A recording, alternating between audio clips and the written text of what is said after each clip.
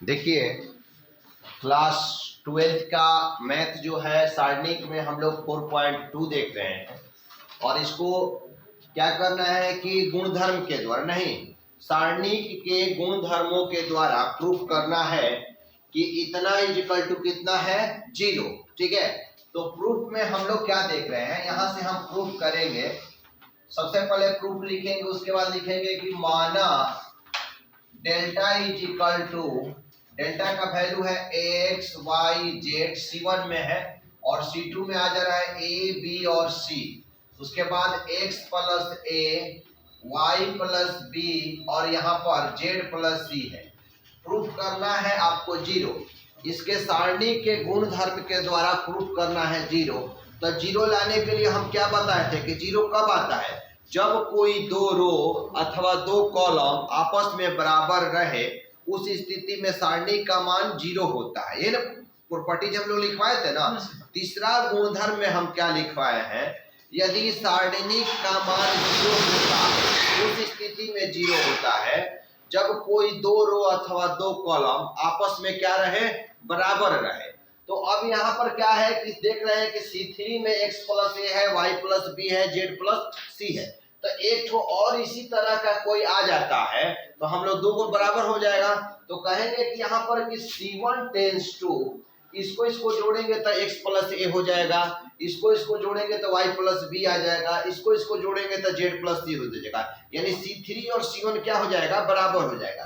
तो C1 tense to यहाँ पर C1 प्लस में C2 करते हैं। C1 प्लस C2 करने से क्या हुआ कि delta is equal to C1 में C2 जोड़ रहे हैं तो x प्लस यहाँ पर a हो गया, इसको जोड़ेंगे तो y प्लस में यहाँ पर b होगा और z प्लस यहाँ पर क्या हो जाएगा, z प्लस c होगा। देख रहे हैं कि ये आपका C1 होता है, ये देख रहे हैं ये C2 है, ये आपका C3 है। लिखना आवश्यक नहीं है। तो C1 tense to C1 plus C2 करेंगे तो x प्लस a होगा, y प्लस में b आ जाएगा, z प्लस c हो जाएगा, जो कि इसके इक्वल दिख रहा है। C2 में किसी तरह का चेंजिंग नहीं करना है। तो a हुआ, यहाँ पर b लिख दिए, यहाँ पर c लिख दिए। उसके बाद यहाँ पर लिखेंगे x plus a y plus में b, उसके बाद z प्लस में c। तो यहाँ क्या देख रहे हैं कि यहाँ C1 का मान और C3 का मान दोनों क्या है, बराबर है। जो मान C1 का है वही मान क्या है, C3 का। मैथ में इस तरह का सेटिंग करके दे देता है कि उसको सॉल्व कीजिएगा तो जब सॉल्व कीजिएगा 0 लाना होगा तो कुछ ना कुछ सॉल्व करेंगे ना, तो जरूर दो को बराबर दिखने लगेगा, दो रो दिखने लगेगा बराबर या दो कॉलम दिखने लगेगा। तो यहाँ C1 और C3 बराबर आ रहा है तो कह सकते हैं कि डेल्टा का मान किसके बराबर होगा, 0 का मान होगा। चूंकि प्रॉपर्टी 3 में तीसरा गुणधर्म में हम लिखवाए हैं कि जब कभी दो रो अथवा दो कॉलम आपस में बराबर रहे तो उस सारणी का मान 0 हो जाता है। तो यहाँ भी देख रहे हैं कि C1 का मान और C3 का मान दोनों क्या है, इक्वल है। तो कह सकते हैं कि सारणी का मान, इसको सॉल्व भी करेंगे तो कितना आएगा, 0 आएगा, जो कि यही हम लोग को प्रूफ करना है। तो यही हम लोग को RHS जो होगा वो प्रूफ करके हम दिखाएं। नोट कीजिए,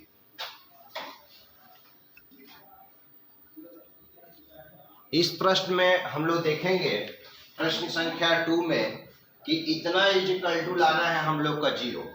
तो 0 लाने के लिए हम 3 मेथड बताए थे आप लोग को। या तो कोई दो रो अथवा दो कॉलम आपस में बराबर हो जाए, नहीं तो सारणी का टोटली अवयव क्या हो जाए, 0 0 हो जाए। उस स्थिति में भी सारणी का मान 0 ही होता है। या कोई भी R1 या R2 या C1 या C2 कोई 0 0 आ जाए तो उस स्थिति में भी सारणी का मान 0 ही होता है। तो यहाँ भी 0 प्रूफ करना है आपको। तो यहाँ पर प्रूफ करेंगे। प्रूफ में सबसे पहले यहाँ पर लेफ्ट LHS लेकर चल रहे हैं। LHS में लेट, इसको डेल्टा मान लेते हैं। डेल्टा हो गया a माइनस बी, b माइनस में c और c माइनस a। उसके बाद यहाँ पर रखेंगे तो b माइनस c और c minus a minus b, c minus a minus b और b माइनस c। अब हम लोग इसको क्या करेंगे कि 0 0 लाना है।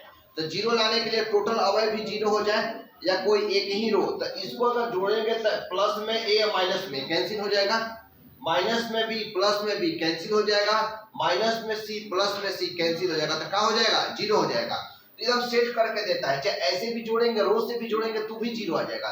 क्योंकि इसको जोड़ेंगे तो 0, इसको जोड़ेंगे तो जीरो, इसको जोड़ेंगे तो, यानी कि रो को भी जोड़ सकते हैं या कॉलम की भी जोड़ सकते हैं। तो यानी कि C1 tense to C1 plus में C2 प्लस में C3 अगर कीजिएगा तो डेल्टा इज इक्वल टू, अगर C1 को जोड़ रहे हैं कि C1 प्लस इसको जोड़िएगा तो ये कितना हो जाएगा, जीरो हो जाएगा। आप जोड़कर देख सकते हैं, क्योंकि ये तीनों को जोड़ना है, C1 plus C2 plus C3।